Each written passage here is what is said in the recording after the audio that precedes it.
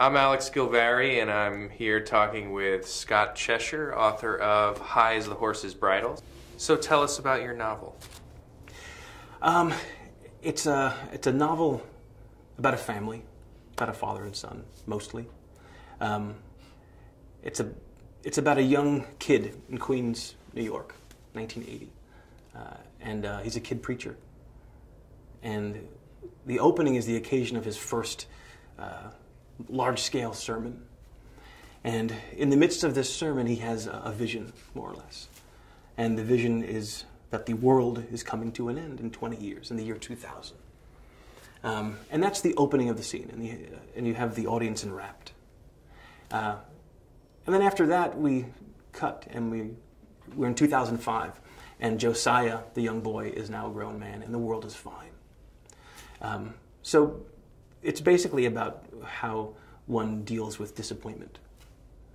Do you see anything in Josiah that you see in yourself? Josiah, Josie, is not me at all, but he's absolutely me at the same time, right? I mean, it's the only thing I know.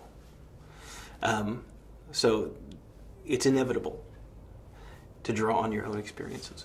And of course, I was, a 12-year-old on stage at one point too. Do you remember the first time that you had to give a sermon? I do remember at one point at about 15 or 16 years old, I was on stage, maybe older, 17 or so. And I was giving the longest talks of my brief career as a minister, and it was a half hour long. And I only gave one that long. And at one point during it, I was thinking to myself, who the hell am I to be up here doing this? Really? Who am I to be doing this? I remember looking out into the audience and seeing men and women in their 50s and their 60s. I hadn't done anything yet. I was a kid. And I looked out and I saw these people and I thought to myself, I don't know anything. I should be sitting there. Why am I up here? And I never gave another talk after that. So I remember my last one, but not the first one. Yeah. Let's talk about the title, High as the Horse's Bridles. It's a great title. Where does it come from? What's the significance? It's a phrase that I sort of love, and I can say that because I didn't write it. It comes from the book of Revelation. But I love it because it sounds very kind of Americana-esque or something, I mean, horses. Yeah, it does. And it's sort of poetic and concrete, but like, what does it mean, So what it refers to is there's a scripture in, I think it's chapter 14 of the book of Revelation. But I know it. It's a good one. And it refers to how deep the blood will be when Armageddon hits in the street. It's this really kind of frightening but gloriously scary image of the sickle. There's an angel and he swings the sickle come Armageddon, come the end of the world.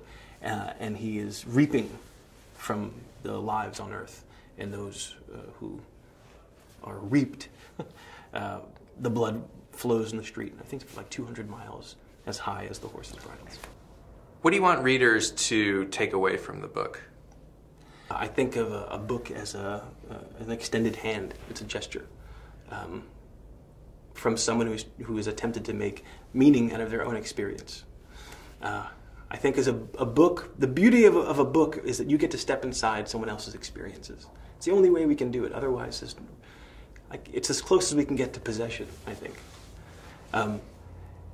And so I hope that readers will be generous enough to enter that world and find not just critical thinking there. I tried to celebrate and respectfully interrogate, maybe is a good way to put it, this very particular part of the American personality.